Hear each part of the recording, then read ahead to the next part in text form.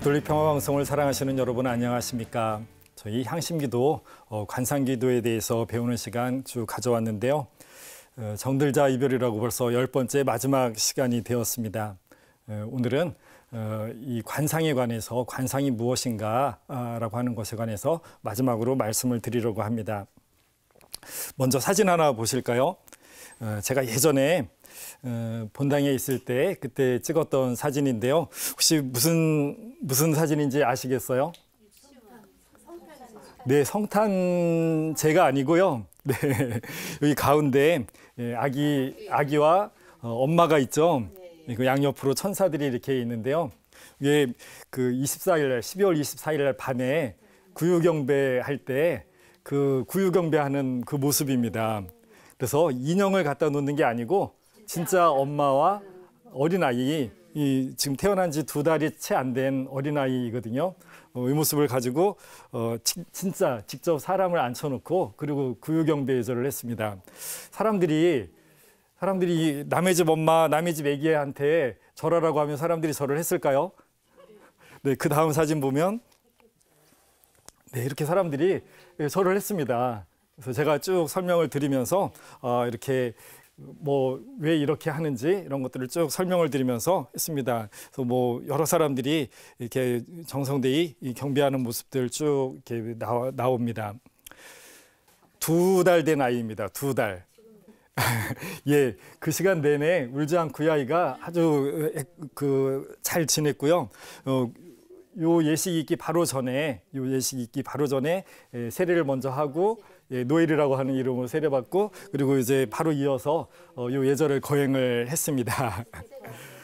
예, 제가 조금 이상한 것 같지 않으세요?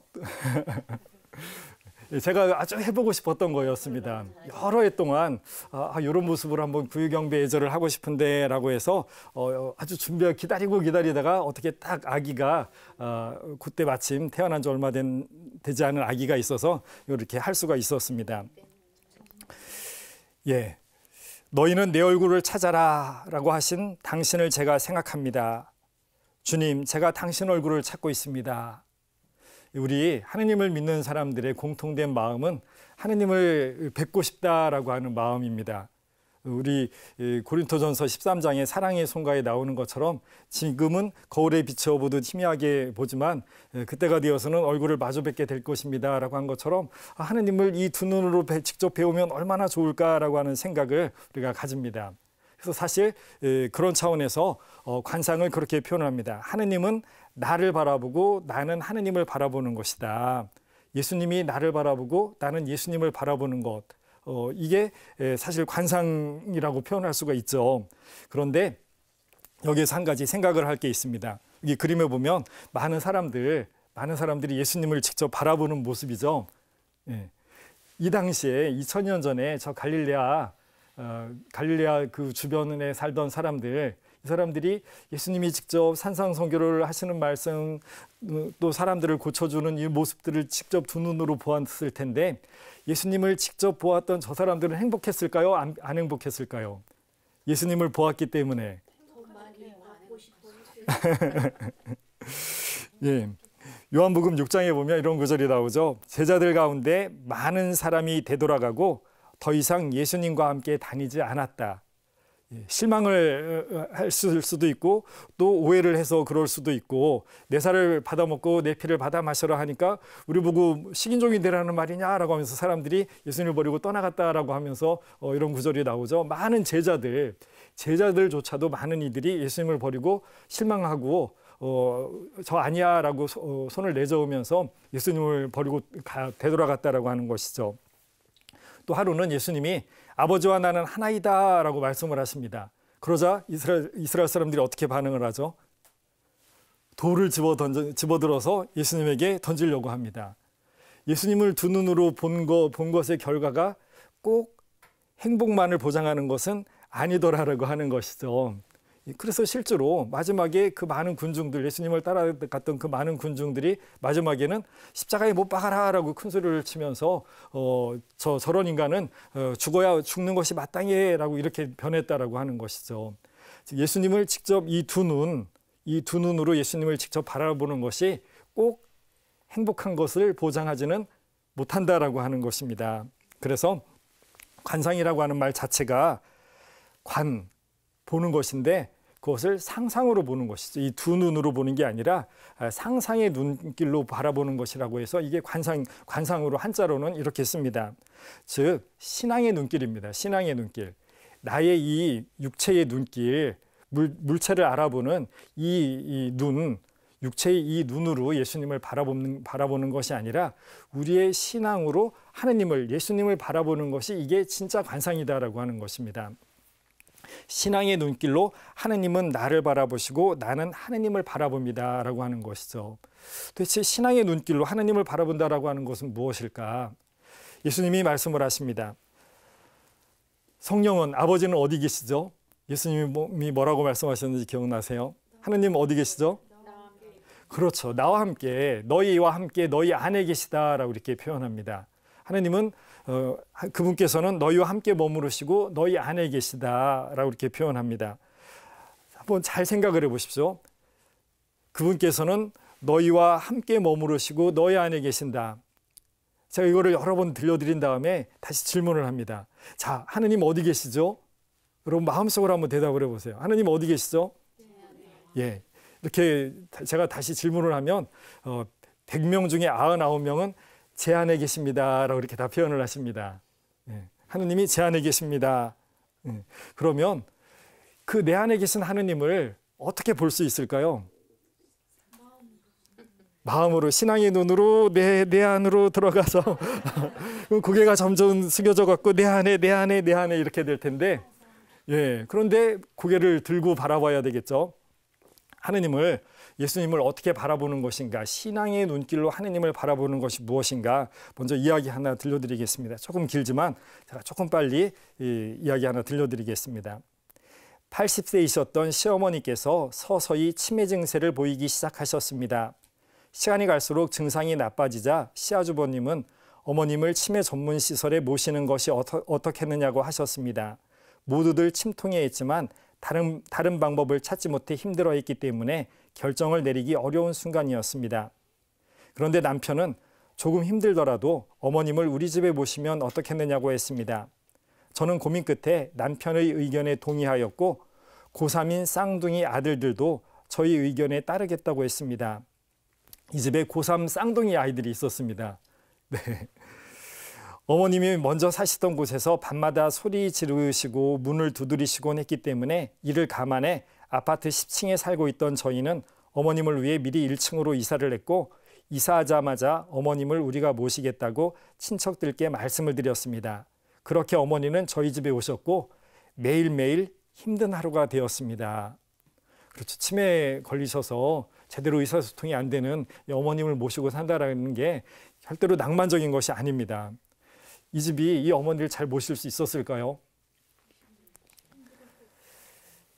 저는 성당 활동에다가 제과점도 운영하였고 게다가 고3 아들 둘을 뒷바라지하는 중에서도 어머님 식사는 끼니마다 새 밥을 해드리려고 했습니다. 대단하죠? 하루 세 끼를 늘 새 밥으로 어머님께 지어드려서 이렇게 대접해드리려고 이렇게 했답니다. 어머니를 제일 큰 방에 모셔두고 가족들만이 아니라 교우들이 자유롭게 드나들며 같이 기도하고 그 옆방에 저희 부부가 머물면서 어머님을 보살펴드리고자 하였습니다. 후에도 성당에서 하는 병자 방문 1순위는 늘 저희 집이었고 자연스레 안방과 거실은 우리 지역의 휴게실처럼 많은 분들이 함께하여 편안한 곳이 되어갔습니다. 하지만 어머니의 병세는 호전되지 않았습니다. 아파트 1층에 사시면서 늘 현관문을 열어두시는 거예요. 그러면 동네 분들이 또 주변에 같은 교우들이 그냥 편하게 그 집에 아무 때나 들러서 어머니하고도 잠깐 이야기하고 뭐 차, 다가 이런 것들 늘 준비해서 그냥 거기서 같이 이야기도 하는 시간을 가지도록 이렇게 배려를 했던 겁니다. 그리고 이 며느리 혼자 어머니 돌보는 것보다 훨씬 수월하겠죠. 또 여러분들이 오셔서 어머니하고 이야기도 나누고 같이 기도도 하고 하면서 아주 생각을 잘 하신 것 같습니다. 하지만 어머니의 상태가 좋아지지는 않습니다. 그래도 계속 힘든 시기를 보냅니다. 어떤 날은 새벽 1시쯤 학원에서 돌아온 아이들을 도둑이라며 몽둥이로 내쫓으셨고 거실에 보따리 여러 개를 묶어놓고 빨리 한 개씩 들고 따라오라고 하시며 6.25 전쟁 당시 배를 타고 피난 온 것을 재현하곤 하셨습니다. 그럴 때면 가족들은 어머님을 따라 행동하면서 보따리 하나씩을 들고 아파트 단지를 몇 바퀴 돌고 난 후 업고 들어와 주무시게 해드릴 때도 있었습니다. 예, 힘들죠. 한밤중에 이렇게 하기가 쉽지가 않을 겁니다. 가족들 모두 지치고 힘들죠.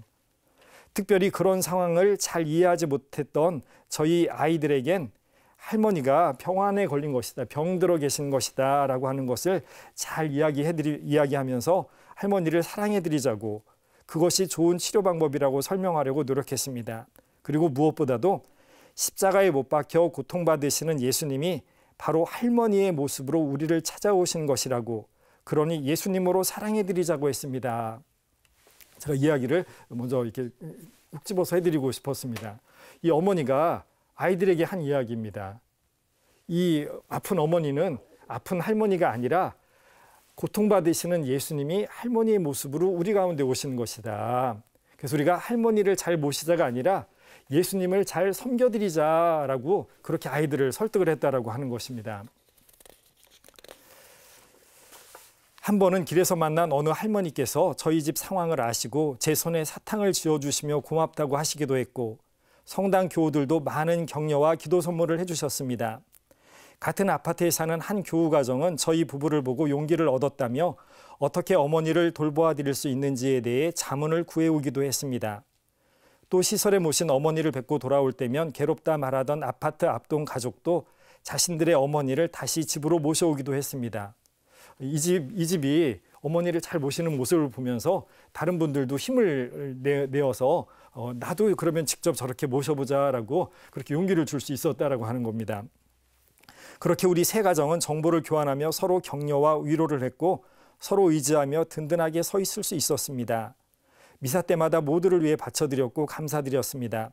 이런 사실을 알게 되신 본당 신부님께서도 여러분이 이 세상의 증거자이다라고 하시며 시간 나시는 대로 집에 들르시어 어머니께 봉송체를 영해 주셨습니다. 그럴 때면 어머님은 놀랄 만큼 맑은 정신으로 돌아와 기도문을 외우셨습니다. 신부님께서 예수 마리아라고 기도하시라고 권하시고 가면 어머님은 하루 종일 예수 마리아만을 중얼중얼 기도하셨습니다. 시누이들도 어머니를 뵈러 와서 며칠씩 머무르며 어릴 적 기억이 나서 너무 좋다며 어머님을 끌어안고 즐거워하기도 했습니다. 그리고 저희 부부에게 정말 고맙다며 음식을 만들어 냉장고에 가득 채워주면서 이 어려움이 어떻게 이런 큰 기쁨이 되었는지 모르겠다며 좋아했습니다. 그래서 누군가 커다란 희생으로 이렇게 어머님을 모신다라고 한다면 이게 좋은 결과만을 낸다는 보장은 없습니다. 나는 이렇게 모시는데 너희는 그렇게밖에 못하냐? 뭐 이런 불만들이 쌓일 수가 있는데, 그러지 않고 서로가 오히려 기쁨이 되게 서로를 방문하고 함께 지내는 것이 기쁨이 되게 그렇게 잘 이렇게 모실 수가 있었다라고 하는 겁니다. 남편도 한 번도 싫은 내색 안 하고 아기 돌보듯 어머님을 돌봐드렸습니다. 하루는 시어머님이 당신 옆에 잠든 아들과 손자에게 이불을 덮어주시고 두 사람 깰까 봐 거실에 나와 계신 모습을 보면서 어머님을 집에 모시길 정말 잘했구나라고 새삼 느끼게 되었습니다. 치매 걸리셨지만 그래도 이 본능적으로 남아있는 이 자식에 대한 이 모성, 이 어머니의 그 사랑이 표현될 수 있었기 때문에 이런 말씀을 하셨던 것이겠죠. 어머니께서는 그렇게 3년 정도를 더 고생하시다가 돌아가셨습니다. 어머님을 십자가에서 고통받으시고 돌아가신 예수님으로 알아모셨기에 어머니를 모신 기간은 부부 사이의 일치, 가족들의 일치를 성장시키는 시간이었고 하느님께서 주시는 평화를 체험하는 은총의 시간이었습니다. 장례식 때 무척 많은 분들이 오셔서 같이 기도해 주시며 격려해 주시어 다른 가정들로부터 큰 부러움도 받았습니다. 모든 장례 일정을 다 마쳤을 때에 저희 두 아들은 나중에 이와 같은 상황이 온다면 우리도 엄마 아빠가 할머니에게 한 것처럼 그렇게 할 것이다 라고 해서 함께 웃을 수 있었고, 지금까지 모든 어려움이 다 사라지는 듯 했습니다. 이 아이들도 깨달았던 것이죠. 자기 부모님이 할머니를 정말 사랑으로 섬긴다라고 하는 것을 보면서 그것이 이 행복을 가져오는 비결이다라고 하는 것을 알았던 것이죠. 그래서 이 아이들도 부모님이 한 것처럼 그렇게 사랑으로 부모님을 섬기고 싶다라고 하는 표현을 했을 때 얼마나 부모님은 이 말에 감격을 했을까 짐작이 갑니다. 돌이켜보면 우리가 어머니께 뭘 해드린 것이 아니라 어머니께서 저희 가정의 가장 큰 선물인 예수님을 모시고 오셨음을 깨닫게 됩니다. 그렇게 예수님께서는 저희와 함께 사셨으며 고통을 통해 저희 각자를 회개시키셨습니다. 그렇게 어머님은 저희 집안의 파스카의 주인이셨습니다.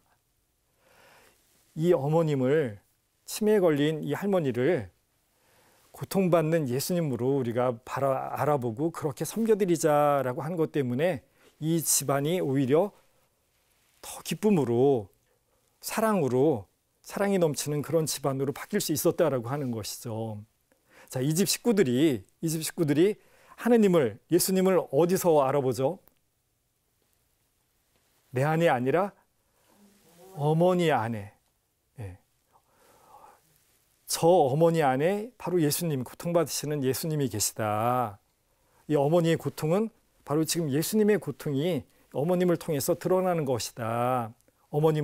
예수님을 사랑하듯이 예수님을 사랑하는 것으로 그렇게 사랑해드리자라고 하는 것이 이 모든 것을 변화시키는 힘이었다라고 하는 것입니다. 그래서 제가 앞에서 질문을 했습니다. 그분께서 너희와 함께 머무시고 너희 안에 계시다라고 하는 말씀을 들으면서 그래서 하느님이 어디 계신가? 우리 손이 다 자기 가슴으로 오죠. 하느님은 내 안에 계십니다 라고 이렇게 표현합니다. 그러면 제가 하느님은 제 안에 계십니다 라고 표현하면 여러분은 이 말, 제가 한 말씀만 듣고 한번 답을 해보세요. 하느님은 제 안에 계십니다. 그럼 하느님이 어디 계시죠? 신부님 안에. 그렇죠.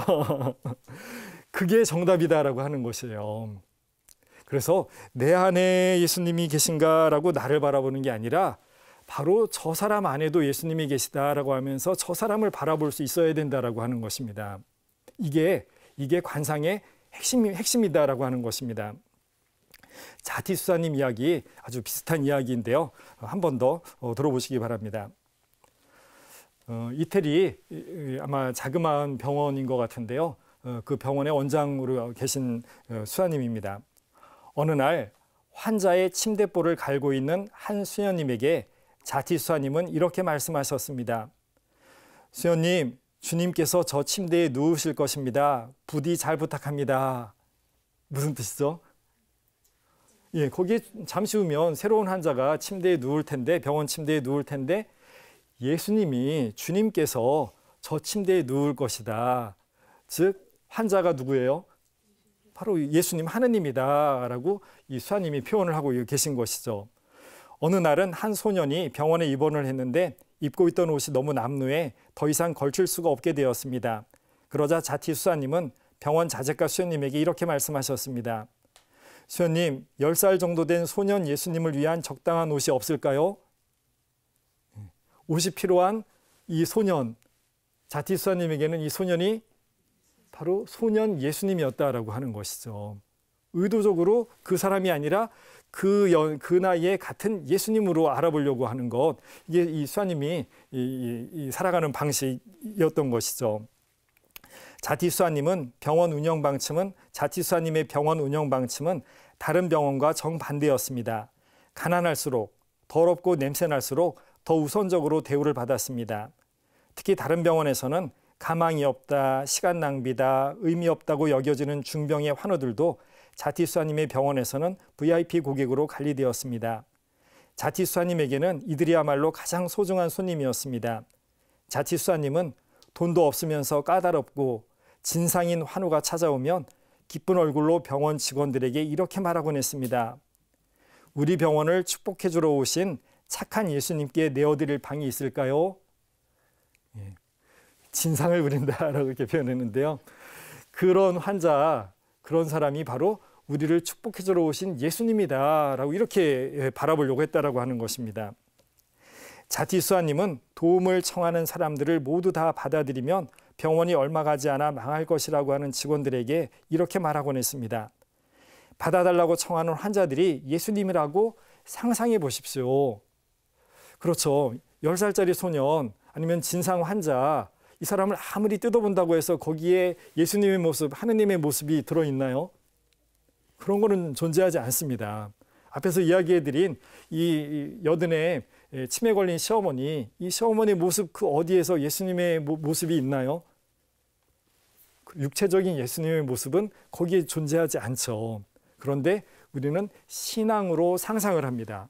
바로 저분이 나를 찾아오신 고통받는 예수님이다.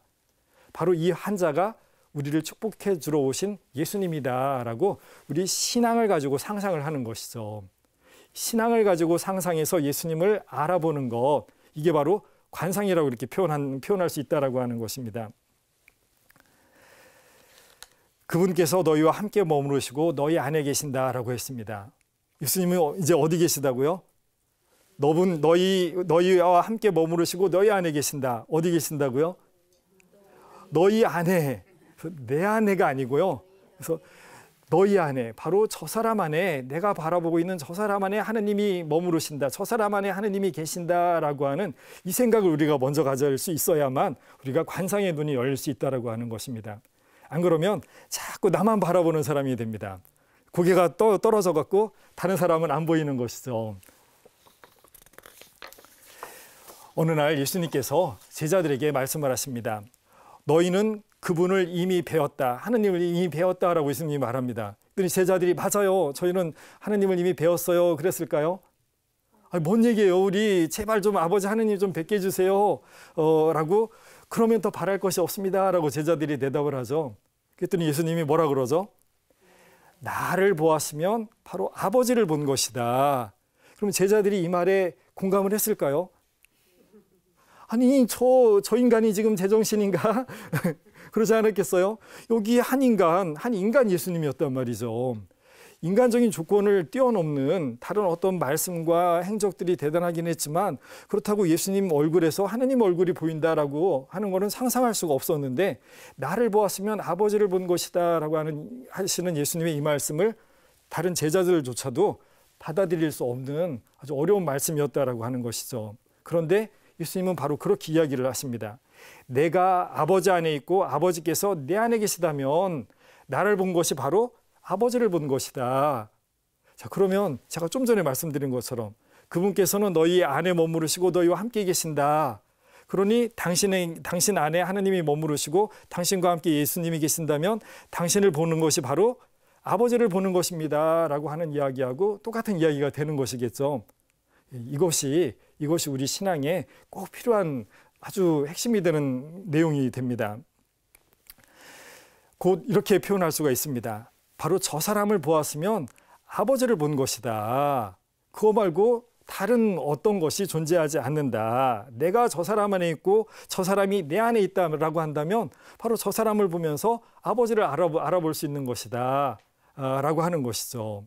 같은 차원으로 우리가 이것을 이해할 수 있어야 되는데 사실 우리 가톨릭 교회 교리서에 보면 이것을 이해할 수 있는 표현들이 나옵니다. 예수님의 강생의 신비를 설명하면서 하느님이 인간이 되셨다. 이것이 무엇을 뜻하는가라고 하는 것을 앞선 성인들이 이렇게 표현합니다. 먼저 이리네오 성인이 이렇게 말씀을 하십니다. 인간이 하느님의 말씀과 친교를 맺고 자녀됨을 받아들여 하느님의 자녀가 되게 하시려고 성자께서 인간이 되셨다. 우리가 구유에 눕혀진 이 아기를 하느님의 아들이라고 우리가 그렇게 신앙으로 고백을 한다라고 하는 것이죠. 그렇다라고 한다면 이 아기, 온전한 인간인 이 아기를 하느님의 아들이라고 우리가 그렇게 고백을 한다면 이 아기와 똑같은 인간인 또 다른 아기, 또 다른 사람은 바로 하느님의 아들이다. 똑같이. 이 아기, 구유에 눕혀졌던 이 아기가 하느님의 하느님의 아들인 것처럼 이 아기와 똑같은 인간인 우리 다른 인간도 하느님의 자녀이다. 하느님의 아들이다. 이것을 가능하게 해주려고 하느님이 인간이 되어서 하느님의 자녀라고 불리게 되었다라고 이렇게 표현을 하는 것입니다. 더 나아가서 아타나시오 성인은 이렇게 표현합니다. 그분은 우리를 하느님이 되게 하시려고 인간이 되셨다. 우리를 하느님이 되게 하시려고 하느님이 인간이 되신 것이다. 여기 인간 예수를 바라보면서 이분이 바로 하느님이십니다라고 우리가 그렇게 고백을 합니다. 그런데 이 인간 예수와 똑같은 모습인 또 다른 인간들, 바로 우리들입니다. 우리들 역시 예수님과 똑같은 인간이다라고 하는 것이죠. 이분이 하느님과 같은 분이시다라고 표현했다면 예수님과 똑같은 우리 인간도 하느님이 되게 하려고 하느님이 인간이 되신 것이다라고 이렇게 이해를 한다라고 하는 겁니다. 토마스 아퀴나스 성인도 같은 표현을 하십니다. 하느님의 외아들은 당신 신성에 우리를 참여시키시려고 우리의 인성을 취하셨으며 인간을 신으로 만들기 위해서 인간이 되셨습니다. 하느님이 인성을 취하서 이 세상에 오셔서 인성을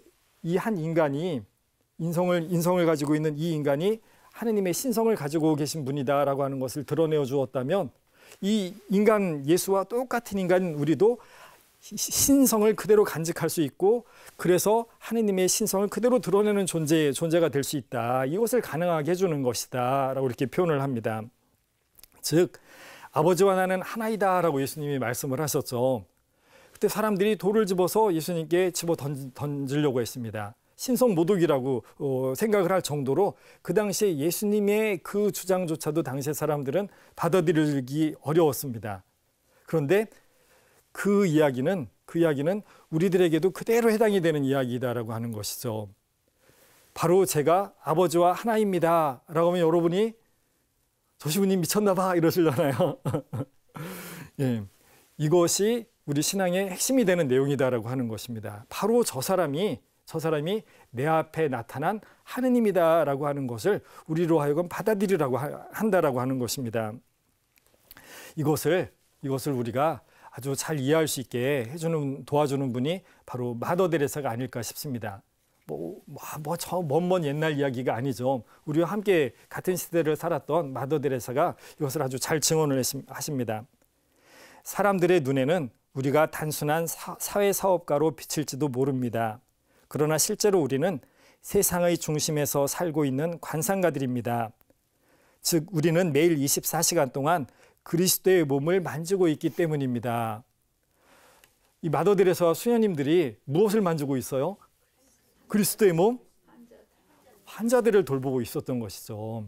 그 환자들을 돌보고 있는데 우리는 환자를 돌보고 있는 것이 아니라 즉 사회사업을 하는 그 불쌍한 사람들을 돌봐주는 그런 사회사업을 하는 사람이 아닙니다. 우리는 지금 환자가 아니라 예수님의 몸을 돌보아드리고 있습니다. 예수님의 상처를 닦아드리고 있는 것입니다 라고 이렇게 본다라고 하는 거예요.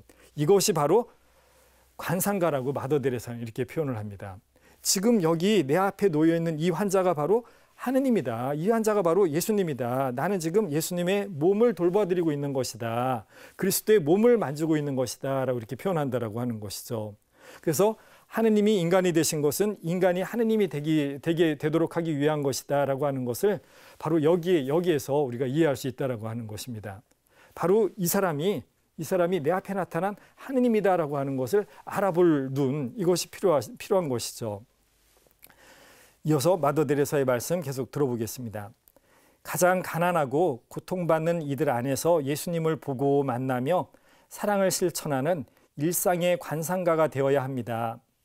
우리는 길거리에 버려진 사람들, 나병 환자, 에이즈 환자 등 죽어가는 이들 안에서 그리스도의 모습을 찾으며 그들에게 사랑으로 봉사합니다. 그래서 우리는 하느님의 현존 앞에 서 있음을 늘 의식해야 합니다. 만나는 모든 이들 안에서 주님을 보고 만날 수 있어야 합니다. 이 관상기도의 핵심은 하느님의 현존에 내가 함께하고 있다라고 하는 것입니다.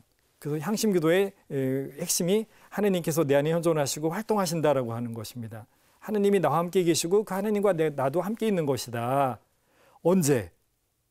눈을 감고 기도하는 시간에 이것을 통해서 이 눈을 감고 기도하는 이 시간에 하느님이 나와 함께 계시다 이 기도를 한 것을 통해서 이제 일상생활 중에도 매 순간순간 하느님이 나와 함께 계시다라고 하는 것을 늘 잊지 않고 깨닫고 살아갈 수 있는 그 힘을 기르는 것이다라고 하는 것이죠. 그래서 이 수녀님이 바로 지금 그 말씀을 하시는 거예요. 내가 만나는 모든 이들 안에서 주님을 보고 주님을 만날 수 있어야 합니다. 이것이 관상입니다. 일상의 관상입니다 라고 이렇게 표현을 합니다. 하느님께서 그분의 형상으로 당신을 창조하셨으니 나는 당신 안에서 하느님을 봅니다. 우리 모두를 다 하느님의 모상이라고 하죠. 내가 하느님의 모상일 뿐만 아니라 하느님의 모습이 내 안에 담겨 있을 뿐만이 아니라 그렇다라고 한다면 바로 저 사람도 하느님의 모상이고 하느님의 모습이 바로 저 사람 안에 담겨져 있다. 그래서 다른 어디가 아니라 저 사람의 모습 안에서 하느님을 볼 수 있다라고 하는 것이죠. 그러니까 하느님이 인간이 되신 것은 인간이 하느님이 되기 위한 것이다라고 하는 게 그게 실제로 우리 안에서 이루어지는 말씀이다라고 하는 것이죠. 더 이렇게 하면 마더 데레사 스님이 아주 특별한 사람에 관해서만 이렇게 얘기하시는 것 같은데 다시 이렇게 말씀하십니다. 명심하십시오. 명심하십시오. 여러분 안에는 하느님이 계십니다. 그리고 집에서 여러분이 마주하는 바로 그 사람 안에 하느님이 계십니다. 여러분 인정하실 수 있으세요? 우리 흔히 뭐라 그러죠? 집에 있는 사람을 예, 왼수가 아니고 하느님이다. 하느님이다. 이렇게 표현합니다. 남편 역시 예수님이 계십니다. 아내 역시 예수님이 계십니다. 나를 속삭이는 그 아이 안에 예수님이 계십니다. 라고 하는 것이죠. 예. 이게 특별한 사람이 아니라 특별하게 마더 데레사가 주로 돌봐왔던 비참한 처지에 놓여 있는 사람들 뿐만이 아니라 내가 일상적으로 살아가면서 만나는 모든 이들, 오늘 만나서 대화를 나누는 나의 친구, 나의 가족들 다 바로 그 안에 하느님이 계시다. 이 사람이 바로 하느님의 모상을 가지고 있는 사람이고 이 사람 안에 바로 그분이 계시다고 그분이 선언을 하셨다. 그렇다면 우리는 그 사람 안에서 하느님을 보아야 된다라고 하는 것이죠. 제가 아까 처음에 여러분들한테 그 사진 보여드렸죠. 구유경배했던 이 사진. 저 엄마는 필리핀에서 이민 온 엄마예요. 예. 그리고 저 아이는 그러니까 이제 다문화 아이죠. 우리나라에 다문화 가정들이 엄청 많습니다. 그리고 또 이제 근래에는 난민들 문제도 계속 이제 벌어지고 있습니다. 우리 사회에서 뭐 여러 많은 사람들 있지만 우리의 도움이 없이는 제대로 살아갈 수 없는 사람들, 그중에 대표적인 것이 바로 이민자들이 아닐까 싶습니다. 또 더 중요하게는 난민들이 우리의 보살핌이 없으면 제대로 살아갈 수 없는 사람들이죠. 바로 이 사람들이 누구라고요? 우리를 찾아온 바로 예수님이다. 내 앞에 나타난 하느님이다라고 하는 것이죠.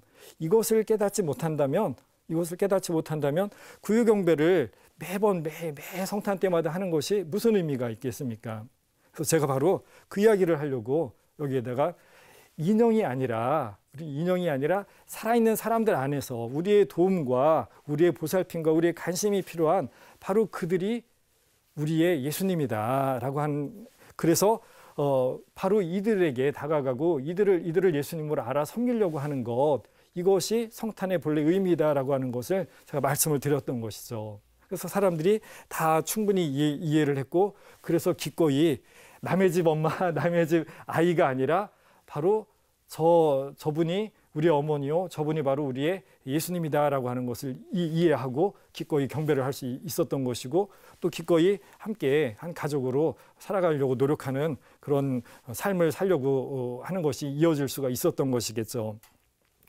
마더 데레사 스님이 이어서 말씀을 하십니다. 모든 것 안에서, 모든 이 안에서 어디서나 어느 때나 하느님의 모습을 찾는 것, 또한 모든 사건 안에서 그분의 손길을 보는 것, 이것이 바로 세상 한가운데에서의 관상입니다. 우리가 만나는 모든 사람에게서 하느님의 모습을, 예수님의 모습을 보려고 하는 것, 이것이 바로 관상이라고 하는 것입니다. 우리 여러 축일들이 있는데 그중에서 가장 또 애정간절한 마음으로 지내는 축일 중에 하나가 예수 성심 대축일이 아닐까 싶은데요. 그날 우리를 위해서 피와 물을 온전히 다 쏟아부어 주신, 즉 모든 사랑을 다 내어주신 예수님, 그 예수님의 열절하신 사랑을 우리가 기념하면서 6월 예수 성심 대축일을 지내고 그 한가운데 예수 성심 대축일이 있죠. 그 미사 중에 예수 성심 대축일 미사 영성체후 기도에 이런 구절이 있습니다. 주님, 이 큰 사랑의 성사로 저희에게 거룩한 사랑의 불을 놓으시어 저희가 언제나 성자를 사랑하며 형제들 가운데에서 그분을 알아보게 하소서. 미사 끝에 그 예수님의 열절하신 사랑을 우리가 묵상을 해서 그 사랑에 불타오르게 해주십시오 그랬는데, 그 결과로 우리에게 교회에서 무슨 이야기를 하냐면, 이제 이 예수님을 어디서 봐요? 다른 형제들 안에서 그 열절하신 예수님, 우리를 위해서 또 헌신하시는 예수님, 그리고 바로 저 사람이 나의 사랑을 필요로 하는 바로 예수님이다라고 하는 것을 알아보아야 된다. 그 이야기를 하고 있습니다. 요즘에 성물도 바치는 신자분들도 굉장히 많으신데요. 그 성물도 혹시 바치시는 분들은 기억하실지 모르겠습니다. 그 중에 비슷한 구절들이 여러 번 나오는데, 성물도 2주간 토요일 아침 청원 기도에 이런 구절이 있습니다.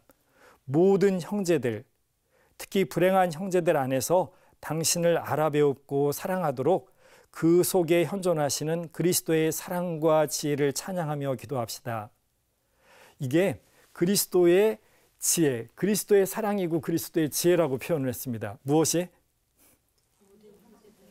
모든 형제들 안에서 예수님의 모습을, 그리스도의 모습을 알아배울 수 있도록 그 안에 예수님이 숨어 계신다.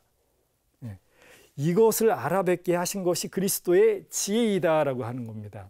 하느님의 지혜는 당신의 모습을 바로 이렇게 우리가 생생하게 알아볼 수 있게 했다. 그런데 눈 감고 기도하는 것을 통해서 거기서 하느님을 뵙는 것이 아니라, 눈 뜨고 내 앞에 서 있는 형제를 바라보면서 바로 저 사람 안에 하느님이 계시다. 저 사람의 모습에서 예수님의 모습을 알아보아야 된다. 이것이 하느님이 우리를 위한 배려이다라고 이렇게 표현했다라고 하는 것이죠. 그래서 인간은 하느님의 모상이다라고 하는 게 그냥 하느님을 닮았다라고 하는 것이 아니라, 저 사람 안에서 하느님을 알아볼 수 있다라고 하는 것이죠. 다른 어디가 아니라. 이것이 우리에게 이야기해 주는 신비입니다. 이어서 성원기도에 이렇게 기도합니다. 모든 사람 안에서 주님의 모습을 알아배웠고 그들 안에서 주님을 섬길 수 있게 하소서. 그렇죠? 이제 모든 사람 안에서, 내가 만나는 모든 사람 안에서 예수님의 모습을, 하느님의 모습을 알아뵙게 해주십시오. 우리는 이제 이것을 노력을 해야 된다라고 하는 것을 기도문에서 이렇게 표현을 합니다. 다른 사람 안에서 바로 예수님의 모습을 우리는 알아볼 수 있어야 된다. 그리고 그들 안에서 주님을 섬길 수 있게 해주십시오. 하나님에게 대한 섬김이 다른 그 무엇으로 가능하지 않습니다. 내가 기도하면서 1시간 동안 하나님에게 더 찬미의 노래를 1시간 내내 불러드렸으면 하나님을 잘 섬겨드리는 것인가? 내가 기도 시간에 분심 하나도 없이 온전한 마음으로 하나님 옆에 계셨다라고 그렇게 오늘 기도 시간을 가졌으면 하나님에게 봉사한 것인가? 그런 것이 아니다라고 하는 것이죠. 바로 다른 사람을 하느님 섬기듯이 섬기는 것, 이것이 바로 그분을 섬기는 것이다 라고 하는 것이죠. 제가 앞에서 2가지 예를 들어드렸습니다. 치매에 걸린 어머니를 바로 고통받으시는 예수님으로 그렇게 알아보고 그렇게 섬기려고 했던 것, 그것 때문에 온 가족이, 온 친척들이 다 새로운 깨달음, 새로운 신앙의 삶을 살 수 있게 되었던 것처럼, 그렇게 다른 이 안에서 바로 고통받으시는 예수님을 알아보고 바로 저 사람을 섬기는 것이 하느님을 섬기는 것이다 라고 하는 것이죠. 자티수사님 역시 똑같이 마찬가지였습니다. 우리 병원을 찾아오는 환자, 그 사람을 하느님으로 섬겨드리자. 그거 위에 다른 것이 없다라고 하는 것이죠. 이게 우리 모두에게 주어져 있는 사명이라고 이렇게 표현할 수가 있을 겁니다. 저는 이렇게 표현합니다. 하느님은, 그리고 예수님은 우리 이 두 눈으로 보는 것이 아니다. 제가 앞에서 2000년 전에 그 갈릴리아 그 주변에 살던 사람들이 이 직접 두 눈으로 예수님을 배웠는데 그것이 아무런 행복을 보장하지 않는다라고 이야기를 했습니다. 오히려 저 사람을 십자가에 못 박아 죽이시오라고 하는, 그것을 가능하게 하는 눈으로 그쳐버렸다라고 하는 것이죠. 그래서 마찬가지로 우리의 신앙에서 내가 눈을 감고 하느님을 보는 것이 아니다. 이 두 눈으로 하느님을 뵙게 해주십시오라고 할 때 이 두 눈은 나의 이 육체의 눈이 아니다라고 하는 것이죠. 그렇다면 신앙으로 알아보는 것입니다. 그래서 제가 지금 그 말씀을 쭉 했습니다. 바로 내 앞에 선 이 사람, 내 가족, 나를 힘들게 하는 이 사람, 그 사람이 바로 나에게 사랑을 나누어 달라고 소리치고 있는 바로 예수님이다. 저 사람을 내가 사랑으로 섬기는 것, 그것이 바로 하나님을 섬기는 것이다. 그래서 우리가 눈을 감고 기도를 합니다. 이런 관상기도에서는, 향신기도에서는 눈을 감고 아무것도 안 보이는 컴컴한 어둠 속에 들어가 앉아 있습니다. 왜 우리 눈을 감고 기도할까요? 네, 제가 이렇게 표현합니다. 눈을 감고 기도하는 것은 이제 눈을 뜨고 주님을 알아보기 위한 것이다. 눈을 감고 기도했기 때문에, 이 시간에 이 기도를 했기 때문에 눈을 뜨고 바로 저 사람이 나의 주님이시다라고 알아보고 섬길 수 있는 힘이 생긴다라고 하는 것입니다. 저 사람이 내 앞에 선 이 사람이 나의 하나님이기 때문에 기도가 필요 없어, 이렇게 되는 게 아니고요.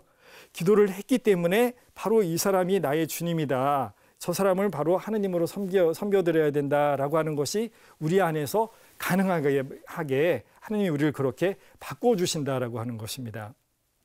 자, 이제 10번의 강의를 다 정리를 한번 해보도록 하겠습니다. 제가 진이 요술램프부터 시작을 했습니다.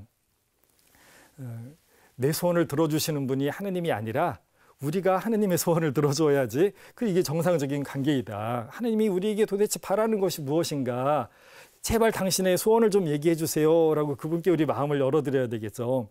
그래서 당신의 뜻을 이루어드리겠습니다 라고 하는 것, 이게 올바른 기도의 태도일 것이고, 이게 하나님과 우리의 올바른 관계가 되는 것이겠죠.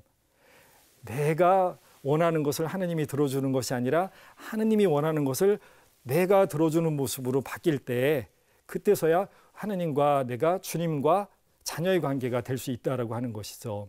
이 기도의 기본은 거기입니다. 그런데 하나님이 우리 보고 그렇게 함께 있으면서 같이 기도하자라고 하는, 당신 옆으로 우리를 초대하는 이유가 무엇인가, 우리를 끊임없이 변화시켜서 당신의 사람으로, 당신 닮은 모습으로 우리를 바꾸시려고 하시는 것이겠죠. 그 과정은 아주 지난하고 힘듭니다. 아주 길고 긴 메마름의 시기를 겪어야 되고, 기도에 아무런 성장도, 삶에 아무런 변화도 없는 것 같다라고 하는 그런 절망도 우리가 체험할 수가 있습니다. 하지만 그 긴 기도 시간을 지내다 보면 어느 순간 나도 모르게 나에게서 정말 아무런 사심이 없는 그런 순수한 사랑이라고 하는 것이 나에게도 나올 수 있다. 이것저것 재지 않고 정말 저 사람만 보이고, 저 사람이 정말 나의 하나님이다, 나를 찾아오신 하나님이다 라고 보면서 그렇게 나의 모든 사랑으로 이 사람을 대할 수 있다라고 하는 것이죠. 바로 그럴 때에 나는 저 사람에게서 하나님을 알아보게 됩니다. 그런데 이렇게 내가 다른 사람을 하나님으로 섬기게 될 때 놀라운 일이 일어납니다. 저 사람이 나를 보면서 뭐라고 할까요? 천사, 더 나아가서 저는 당신에게서 하나님을 알아봅니다라고 이야기를 합니다. 그것이 마더 데레사에게서 그대로 드러나는 모습이었습니다. 마더 데레사가 모든 이들을 하나님으로 그렇게 섬겨드리려고 했더니, 다른 모든 이들은 이 마더 데레사를 찾아가서 보면서 하나님을 봅니다라고 다 고백을 했더라고 하는 것이에요. 본인은 어둠 속에 살았지만 하나님을 느낄 수도, 하나님이 나를 버린 것 같았다라고 했지만, 이 신앙으로 이 사람 안에서 하나님을 알아보려고 했던 이 모든 노력, 여기에서 다른 사람들은 이 주님 안에서 하나님을 알아보았다라고 하는 것이죠. 그렇게 우리가 변화될 수 있다라고 하는 것입니다. 바로 아버지와 나는 하나이다라고 하는 것이 나의 고백으로가 아니라, 내가 다른 사람을 하나님으로 알아보고 섬기는 것을 통해서 다른 사람들이 나에게서 아버지를 본다. 우리는 그렇게 아버지와 하나가 될 수 있다. 바로 이것이 우리 기도의 마지막 목적이 된다라고 이렇게 표현할 수가 있을 겁니다. 그래서 당장 이렇게 내가 거창하게 바뀌는 것 같지는 않겠지만, 이런 큰 시야를 가지고 내가 정말로 하나님과 하나가 될 수 있다. 하나님의 사랑으로, 정말 그렇게 하나님의 사랑으로 온전히 변화된 하나님 사랑덩어리로 내가 불타오를 수 있다. 그 모습으로 하나님이 나를 변화시켜 주실 것이다. 나는 그런 사랑을 가질 수 없지만, 그런 순수한 사랑을 가질 수 없지만 하나님께서는 못하시는 일이 없다. 낙타가 바늘기로 통과하게 하는 것을 가능하게 하는 것처럼 내가 못합니다라고 했던 그 어마어마한 사랑을 너도 할 수 있다라고, 그렇게 하나님이 우리에게 의지와 힘을 주신다. 그 하나님을 믿고 그 하나님의 나에 대한 사랑, 당신과 하나가 되어서 당신의 사랑을 온전히 드러낼 수 있는 하느님의 도구, 하느님의 손발이 되게, 하느님의 몽당 연필이 되게 하느님 해주실 수 있기 때문에 그 하느님에게 나를 온전히 내어 맡겨드리는 기도, 이것이 바로 관상기도이고 바로 향심기도이다라고 이렇게 말씀을 드립니다. 예, 다시 한번 그렇게 다른 어떤 지향도 아닌 하느님에게 온전히 내어 맡겨드려서 하느님의 사람으로 변화시켜 달라고 하는 하느님에 대한 깊은 신뢰감이 있어야만 가능한 이 어려운 기도입니다. 방법은 쉽지만 끊임없이 그렇게 하느님에게 의지해서 하느님에게 나를 온전히 내어 맡겨드리는 기도를 여러분이 매일매일 끊임없이 해나가실 수 있으면 좋겠습니다. 그동안 10번에 걸쳐서 부족한 강의 여러분에게 해드렸습니다. 여러분에게 자그마하게라도 하나님과 살아가는데, 하나님에게로 나아가는데 도움이 될 수 있다면 좋겠습니다. 꼭 기도하는 시간들 가지시기를 다시 한번 부탁을 드리면서 강의 마치겠습니다. 여러분 대단히 감사합니다. 감사합니다.